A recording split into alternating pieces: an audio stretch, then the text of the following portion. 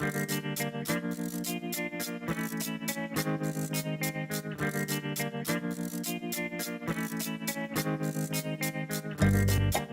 this is Michael Emery. Thanks for tuning into the Slow Baja. This podcast is powered by Tequila Fortaleza, handmade in small batches, and hands down, my favorite tequila. Slow Baja is brought to you by the Baja XL Rally. The Baja XL is the largest and longest amateur off-road rally on the Baja Peninsula. It's 10 epic days, LA to Cabo to LA. Check it out at bajaxl.org. Hey, it's Michael Emery on Slow Baja, and I am delighted to be talking via Zoom with Shari Bondy today. And Shari, you are in Bahia Asuncion, correct? That's right. Buenos dias from beautiful Bahia Asuncion. Wow. Well, it's really a delight. I've followed you quite a while on the magic of the internet through Facebook and whatnot. And my good friend Ted Donovan and I have talked about you often. And it's just a delight to have you on the line. So I'd love to know about you and your story a little bit. I know you're from Canada originally, correct? I am. I'm from Canada, and I've been in the Baja 30 years now. And I came here originally to study gray whale behavior in Guerrero Negro. That's where I first lived for 10 years in Guerrero Negro, and that was before commercial whale watching started. And I was studying and ran a whale watching company in Tofino, British Columbia in Canada before that. And I heard about the gray whale lagoon down here, so I came down to check it out and of course fell in love with it. Now, I read that you're originally from Ontario, which doesn't usually have a whale population, correct? That's right. I was born in Ontario, but moved to BC when I was 18. And, gotcha. Yeah, and then I lived on Vancouver Island where there are lots of whales, and I started researching killer whales actually with Jim Darling originally. And then I started a whale watching company to fund my own research in Tofino, and then things progressed from there. Are you willing to jump into how I've heard you say whales saved your life? Oh boy, that's a really long, it's kind of a campfire story. It's a really long story. And it was when I was in my early 20s and I was on a sailboat offshore, and we had survived a hurricane, but I think that's kind of a whole show dedicated to that. Yeah, more of a campfire story, long story. Do you tell that one at all on site when you're hosting guests in Bahia Asuncion? I do. You know, it's a very personal story, and it's not for everybody. People that aren't open to understanding or have an open mind for those kind of things, I don't bother, because they would say, "Oh, she's crazy. She's making that up." Which, if I heard the story, I might tend to think that too. But since it happened to me, I know it's a true story. But you know, kind of a long story short is that yes, 2 fin whales saved my life by I was unconscious and it was holding the boat steady in a hurricane swells, and then they telepathized with me and told me everything was going to be okay, and that things are going to be all right. So that's when I learned that we can communicate with animals, and to this day, gray whales, if you have an open mind to it, gray whales can put some interesting thoughts into your brain and help you answer questions as well, which is I guess that's why my tours, Whale Magic Tours is the name of my company, and it's magic that happens out there if you're open to it and if you have a little understanding of what's going to happen. You know, a lot of people just come and tick it off their bucket list. Oh, been there, done that, saw a whale, took a picture. My trips are in depth. We have small intimate groups of people, and we talk a lot about whales before we even get out on the boat. So I want people to be prepared for what could happen and how to look at whales in a different way rather than just taking a picture. So I offer something a little bit different than than most guides. Yeah, and I think that's what really makes it also interesting and maybe to a high degree more special. That magic is part of your world, and you've spent 30 years with these whales, and you have, in my estimation, you're sort of the Jane Goodall of gray whales. I mean, Jane really developed connections with individual chimpanzees that she studied. And I think that you have identified and studied these whales long enough that I think you're in the same realm. Thank you. That's an honor to be compared to Jane Goodall, and she is my heroine. She has certainly been an inspiration to me to be able to, I mean, connecting is one thing, but bringing it to the world is another. It's tough, you know, when you do things like that. A lot of people don't believe it, and they consider you crazy, and it's tough. So Jane has done that with her work with the gorillas, and I am certainly continuing to do that with my work with gray whales. And making one-on-one connections is what it's all about for me, because I've been there 30 years in the same place with the same whales. I know these individuals. I do photo ID, and I know a lot of them personally. And the whales that I know, they have personal stories. And that's what I share with people, is each whale that approaches us. I don't know all the whales, but often the whales that approach us and kind of communicate with me have a really interesting story. And that it just adds another dimension to whale watching. Yeah, and so I've read your accounts, and you do believe that the whales are very perceptive, and when people have things going on in their lives or their young children on board, sometimes the whales pick the people on the panga that are going to get the most interaction. Can you talk a little bit about that? Absolutely, they do. And you know, my filming shows it. After a day when I get home, I review the film when I have time, and I see that the whales circling and choosing. Sometimes as guides, the boat driver and I, it's kind of a challenge. Who do you think the whale's going to go to? Oh, definitely her or him or something like that. It's kind of fun for us to do that. But I always say there's a whale for every person. You know, the different whales have different personalities and characters, and they're attracted to like similar characters and personalities. Like a shy whale may be attracted to a shy person, and a crazy, boisterous, fun whale will be attracted to those really fun people. You know, sometimes people want a person on boat that's making a lot of noise. They're like, could you tell that guy to be quiet? And I'm like, actually, he's probably attracting a fun whale, so let's just go with it. And we can't judge anybody's personality. It's up to the whale to judge. And we just go in amongst the whales and put our motor in neutral, and the whales come to us depending on who's in our boat, what the whales are doing. For example, when the whales are in swimming school on their whale workout, they're not allowed to come to the boat. They're busy, they're on a schedule. They have to build up muscle tissue in order to swim that long migration back up north. So certain times of day, and you just never know. Each day is different, each trip, each hour is different, which makes it really exciting. You just never know what's going to happen. It's a lot of fun. Yeah, and you've been at this a long enough period that, well, you were doing it before this interaction even occurred. So what's your take on that? I mean, when you started this, you were able to see the whales, but there was none of the interaction. Yes, I've been fortunate to have been in the lagoon from the very beginning, before whale watching became a thing. And so I was able to do baseline data and be with whales. When we first went to the lagoon, whales were terrified of boats because Charles Scammons, you know, was a whale hunter, and they killed lots of whales in that lagoon. That lagoon ran red with whale blood. So when we first started out, it was very difficult to approach a whale.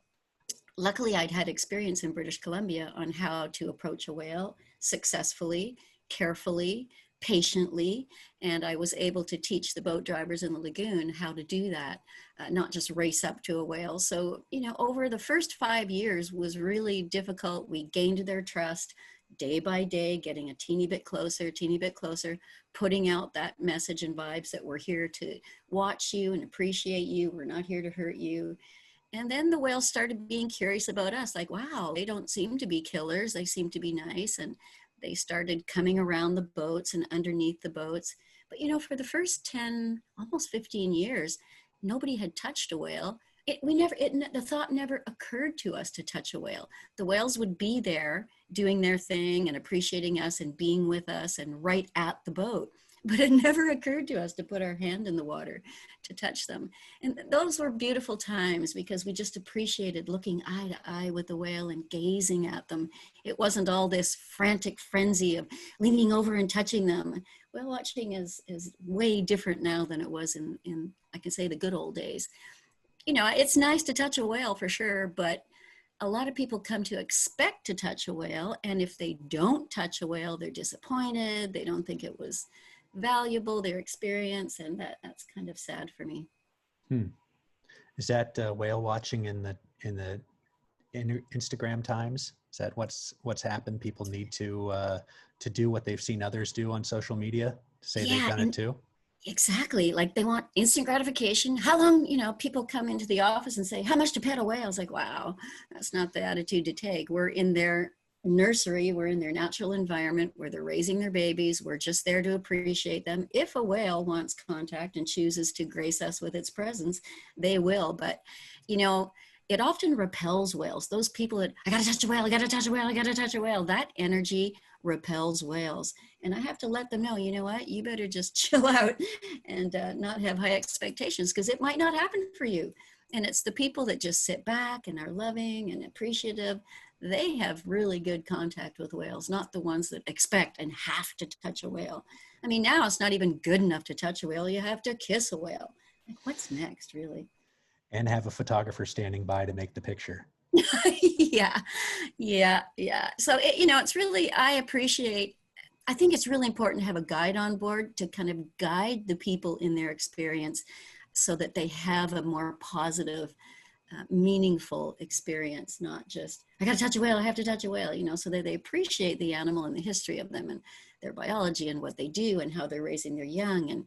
And what I can do is I provide a commentary of what they're doing. Oh, she went away. Sometimes if a whale's with you and it goes away, people are like, oh my God, it didn't like us, they're going away. Well, no, they just have to go feed their baby because their breasts are full of milk and they have to dump their milk. So they go away for 5 or 10 minutes to feed and then they come back again. So people know what's going on, like play-by-play description of their daily activities. And they have daily activities like swimming school. They teach their calves on a daily basis what they're going to need to survive in the wild. They use our boats as teaching tools. They push the babies into the motor to cut them so that they know that propellers and boats can be dangerous. And it's really interesting to watch how they raise their young. Yeah, and your theory is that having the babies interacting with the people on your boats gives mom some time to rest, which is much needed. That's a pretty new phenomena. I mean, there is no other animal in the wild that brings their babies to humans so that the humans engage and play with the baby while the mom has a nap. That's just unheard of. And that's recent. In the last, I guess, 3 or 4 years, the moms have been comfortable enough with us to get some much needed rest, which just always fascinates me. Amazing. Hey, let's pivot here and tell me a little bit about where Scammons Lagoon is. Laguna Ojo de Liebre is the correct current name. Am I right on that? Yeah, that is not just the current name, but that's the original name. A lot of places all over the world are named Scammons Lagoon is the slang name.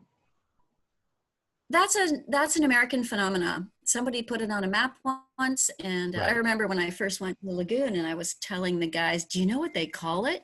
And I told them that people call it Scammons Lagoon, and they were just mortified. They couldn't believe it. Like, why would anyone call a beautiful place like Ojo de Liebre after, whale hunting and killing? It was really awful. sad. So it's Ojo de Liebre, and it means eye of the jackrabbit, and it's named after a freshwater spring. A lot of places were named after water sources, which are really important in Baja, are sources of water. And it's near Guerrero Negro. Guerrero Negro, the village of Guerrero, the town of Guerrero Negro is on the lagoon, and it originally was set up there because of the world's largest salt mine, salt works that is all throughout the lagoon. And that's where it is. There are three viewing areas of the lagoon. There's the inner lagoon, where the ejido has a campground and a restaurant and an interpretive center. That's right at the end of the lagoon. And then the mouth of the lagoon is obviously right at the mouth, a little bit rougher weather. And that's where most of the boats from town go. You know, you pay, it's about 50 or between 50 and $60, and you go out for an hour and a half, and that's it. And you go out and you come back, and there aren't any guides on board. And then the middle lagoon, which is where I've set up my new whale camp, is phenomenal because it's the most narrow part of the lagoon. So whales congregate there. More whales congregate in a narrow place in the lagoon. And there's a couple of canals, and we can see whales right off our whale camp. So there's 3 different viewing areas. Ojo de Liebre is the principal calving lagoon. It's the biggest lagoon in the world. It's where most of the calves are born. The other lagoons, San Ignacio and Mag Bay, they call overflow parking, because we kind of fill up first in Ojo de Liebre, and there can be up to 2,000. We've had over 2,000 whales in there in a season. So there's we call it whale soup. You just can barely move because there's so many whales going by. Even the whales are kind of like, oh, after you, there's so many whales there. So it's a beautiful place. And the nice thing about 3 different viewing areas, that splits up the boats. So there's only a very small number of boats in each area, and they're separate.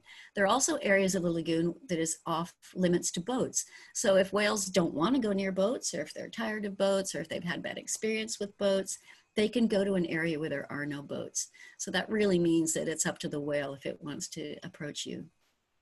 Wow, that's an amazing, you've painted an amazing picture there. So I'm looking at the map right now on my computer of the bay, and it looks like that narrows that you're talking about. So are all your tours leaving from Guerrero Negro, or do you come in from, what would that be, the south there, from Bahia Asuncion?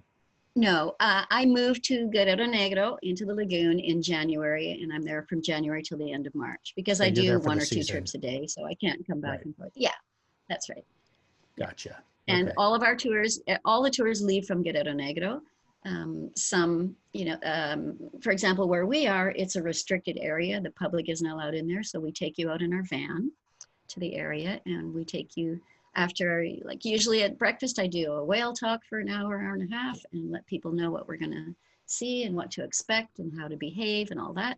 Jump in the van. I kind of do a guided tour on the way out to it's a beautiful trip. The drive is beautiful. You see coyotes and burrowing owls, and there's dead whales on the beach. There are all kinds of things to look at on the way. And then we jump in the panga, and I do extended tours. I just think an hour and a half is not enough. You're barely getting warmed up. So I do 2 to 2.5 hour trips, and then we come back to our whale camp, and we kind of decompress and talk about what we've seen, and kind of, that's really nice, because you're pretty shocked, especially if it's your first time. People are pretty blown away, and they haven't quite processed what went on. So we kind of talk about it. We have a seafood lunch at our camp, and then we come back to town. Gotcha. And if people are staying with you in your properties, what's the drive time to Guerrero Negro? Is it possible, or do you need to stay in Guerrero Negro? Yeah, we're Bahia Asuncion is 2 hours. Often what people do, if they're driving down in their own vehicle, they stop in Guerrero Negro for the night, come whale watching with me the next day, and then some continue on to Asuncion because it is so beautiful here. And there's also neat things to do, sports fishing, and there's a great island tour where you see whales and sea lions and dolphins and turtles, and it's pretty cool. So people often, because they're in the area, they want to spend more time here, so they can do that.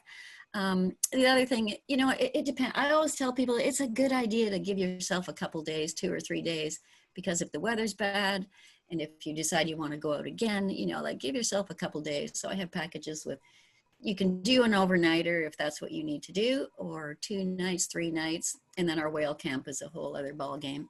You come in and spend the night in Guerrero, then we take you out to camp and spend 2 or 3 nights out in camp. And for folks who aren't all that familiar with Baja, Guerrero Negro is about halfway down, and there's not, it's a charter. If you're flying in, you're chartering from someplace. Would you say most of the folks that that are enjoying whales with you are driving down?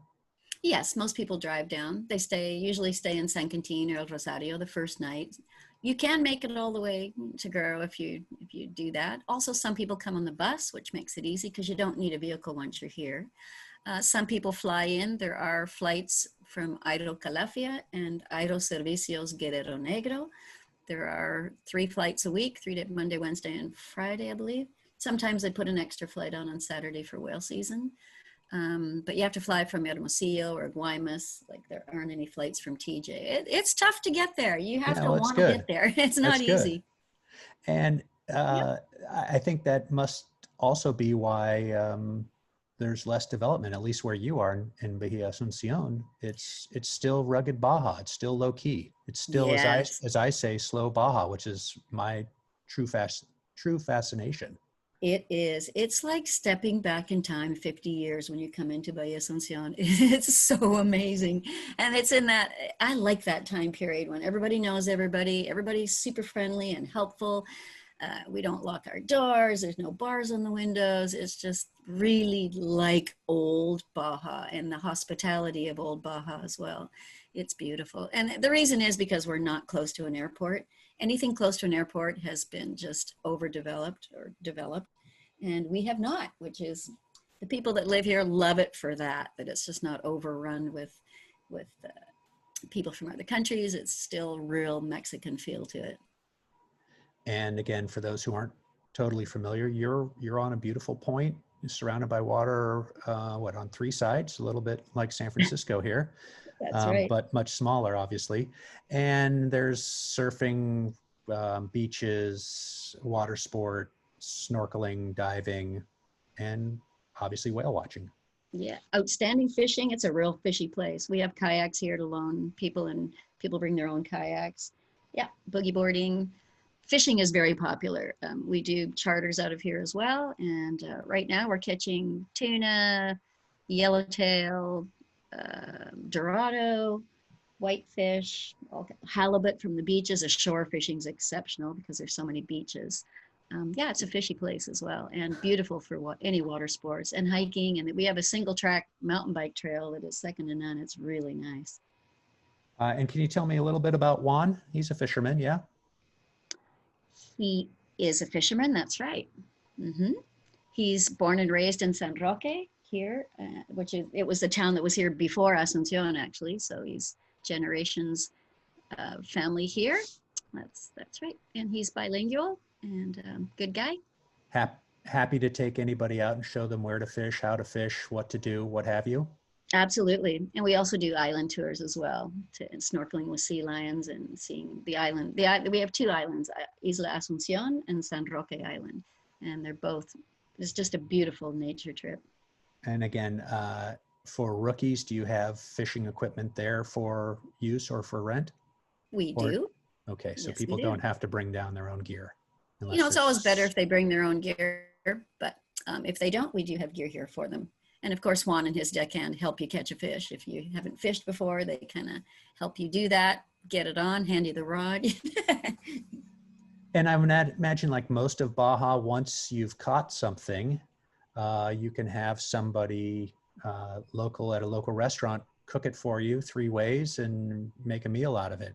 Absolutely. When people get back from fishing, I whip up a sashimi platter and some seared fish of whatever they've caught. So we have a little snack there. And then we take our fish to one of the restaurants here, and he does a beautiful job. Loncheria Mari, Tomas and Ana Berta do a fantastic job of cooking up your fish. And Shari, if somebody was going to come and spend a week with you, talk about the range of activities in your area. Yeah, a week's a good idea because not only will you see what's around, and within 15 minutes there's 5 different beaches you can go to, and because we're in Central Baja, there are a lot of places you can see. Like you could do a day going to San Ignacio and see the mission. You can do a day. We have a really fun trip going to a ranch.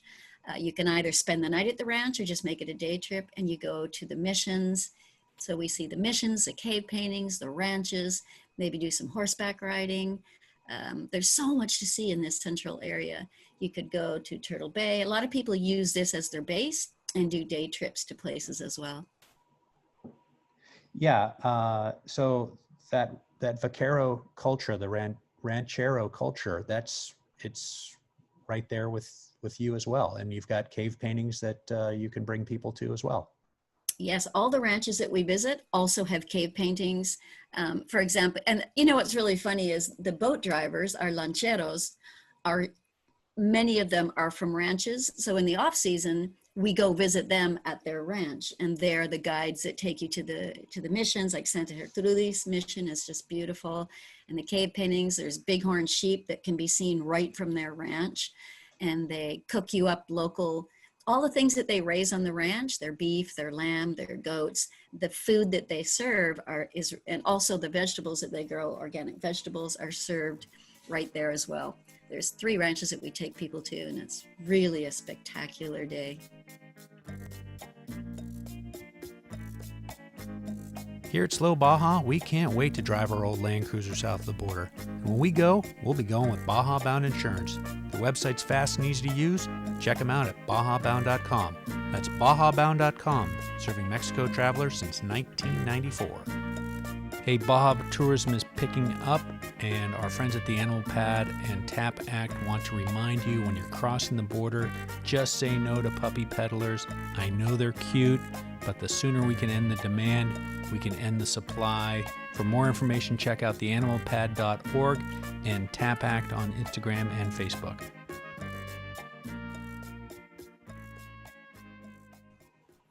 What would you make of your 30 years? I mean, making the leap to come down from Canada and start this business, teach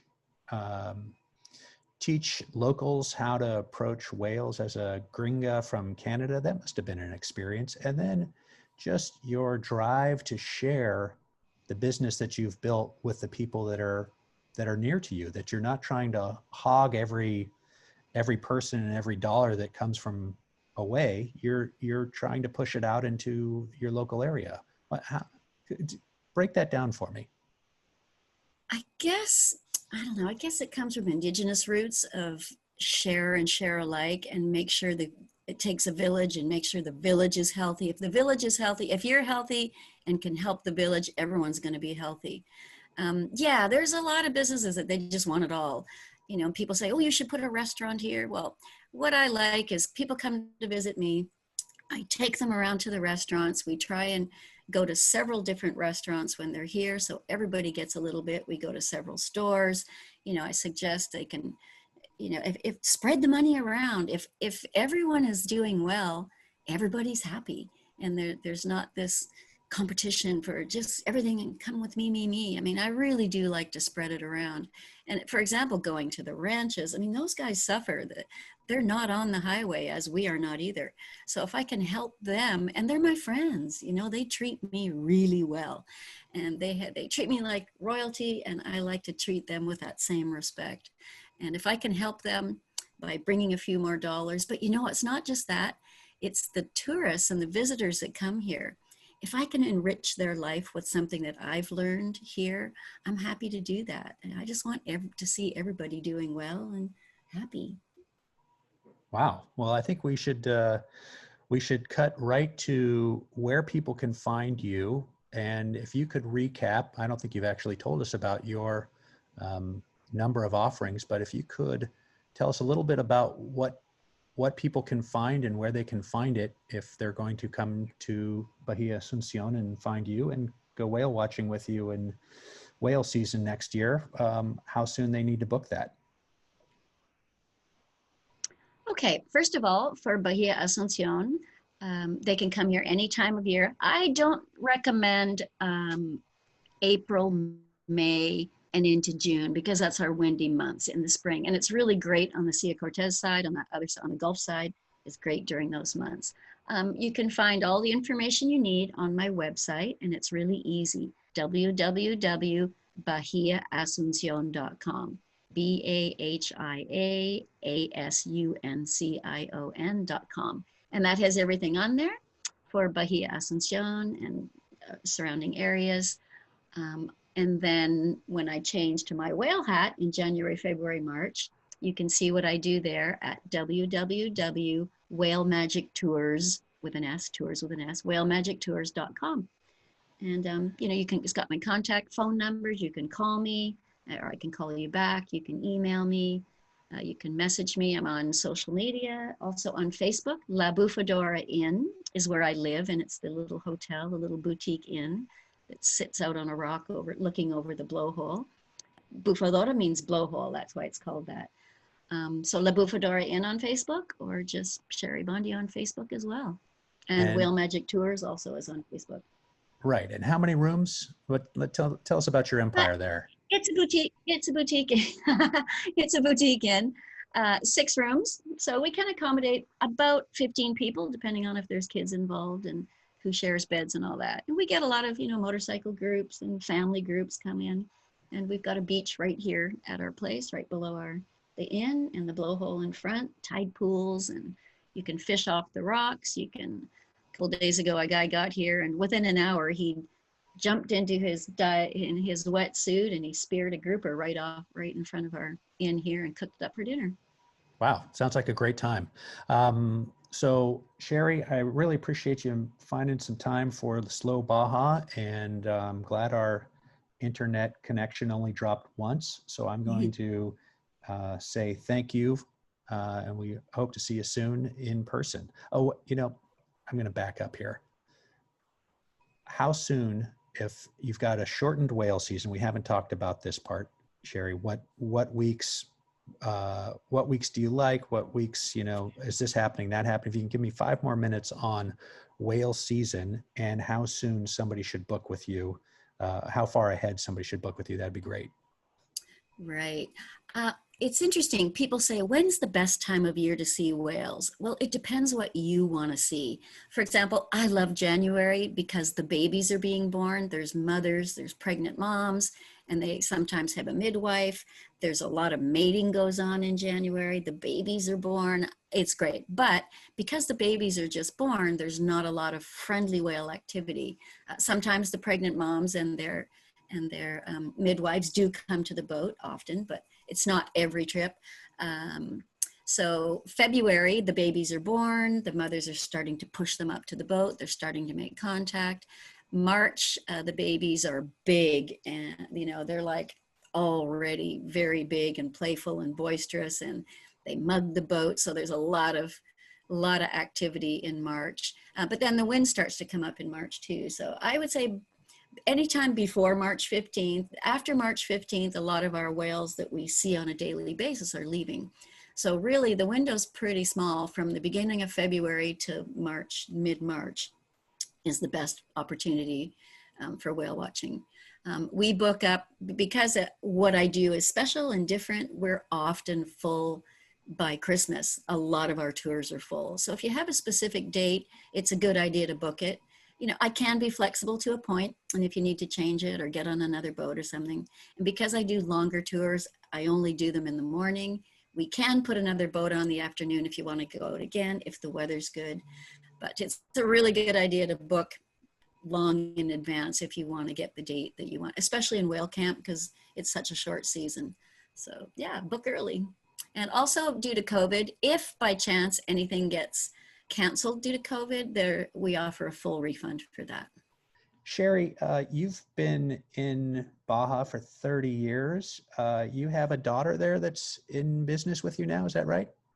That's right, my pride and joy. Her name is Sirena, which means mermaid in Spanish. And she's the reason I'm in Baja. She's the reason I stayed. I wasn't supposed to be able to have kids, and I got pregnant in the lagoon with her, where the whales come to get pregnant. So she's a miracle baby, and she was born and raised in the lagoon, and she is a phenomenal guide in her own right.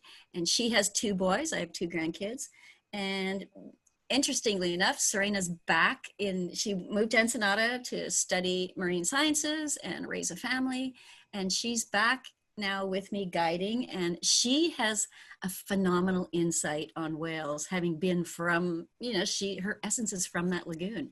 So I'm really happy to have her by my side. She's in charge of whale camp. She's guiding all the whale camp boats, and she's with me here in Bahia Asuncion as well. And I'm just really happy to have her back by my side. She's amazing.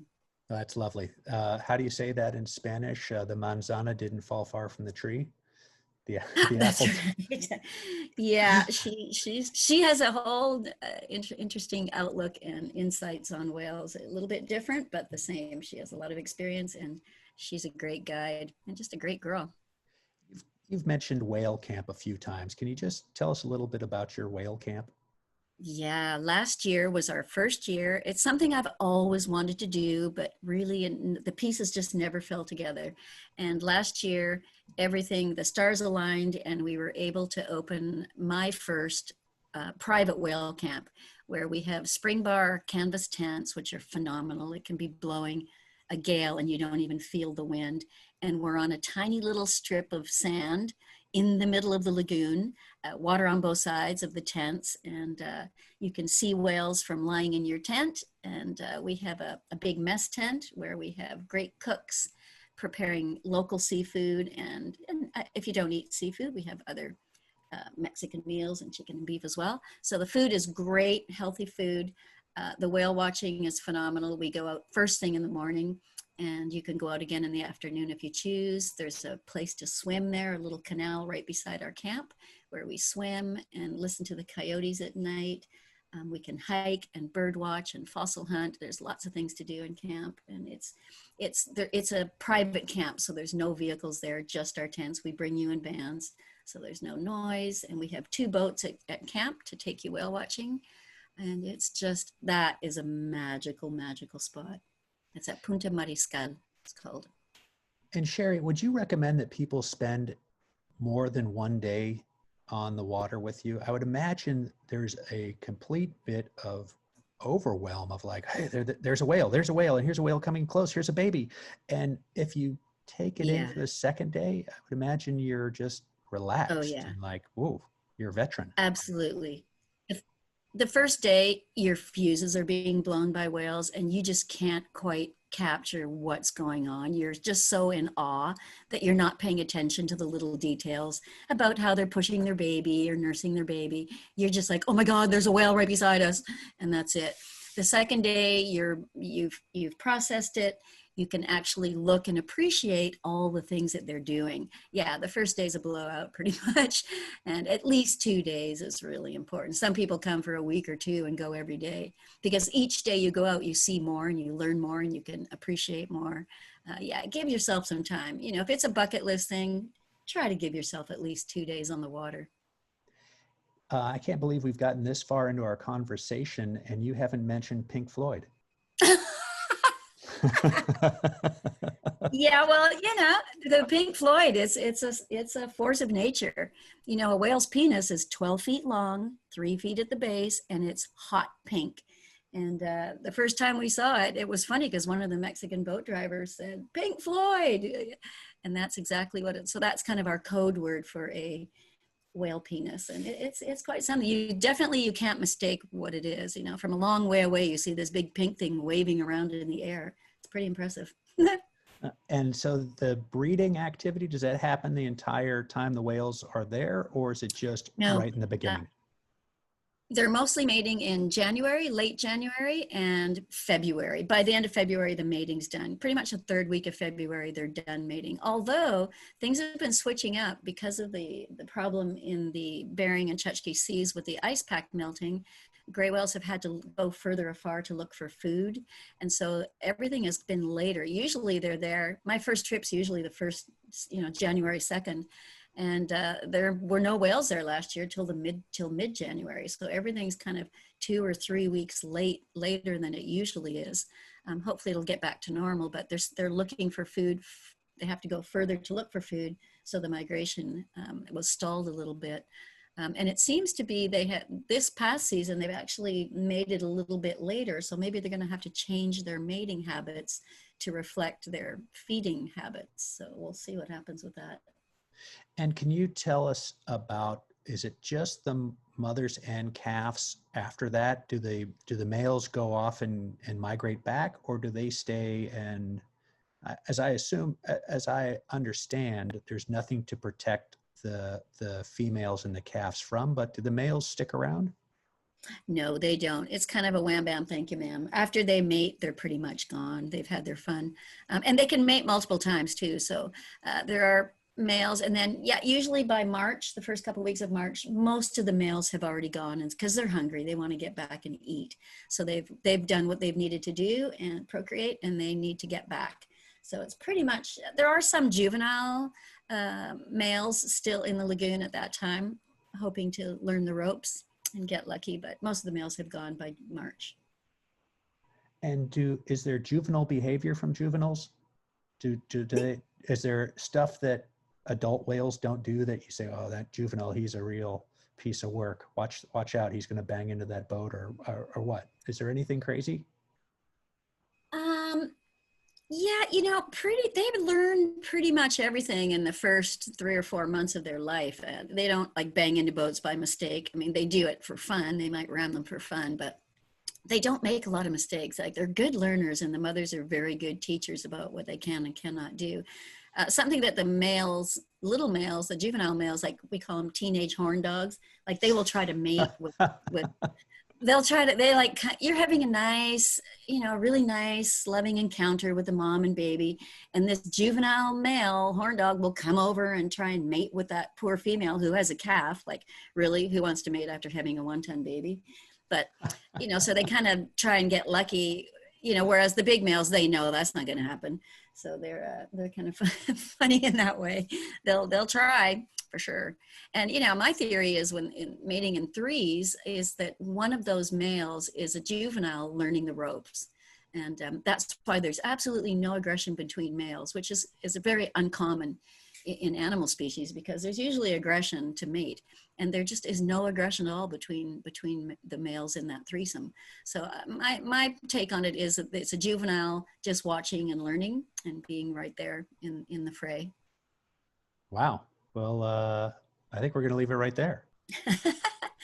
All right. Well, Shari, again, it's been a real pleasure. I hope to see you in person in Bahia Asunción soon. And thanks for making some time for the Slow Baja. Great, Michael. It was really nice talking to you. I look forward to meeting you. And hey, I might tell you the story about whales saving my life when you get here. All right. Around the campfire. Sure. Thanks a lot. All right. Bye-bye.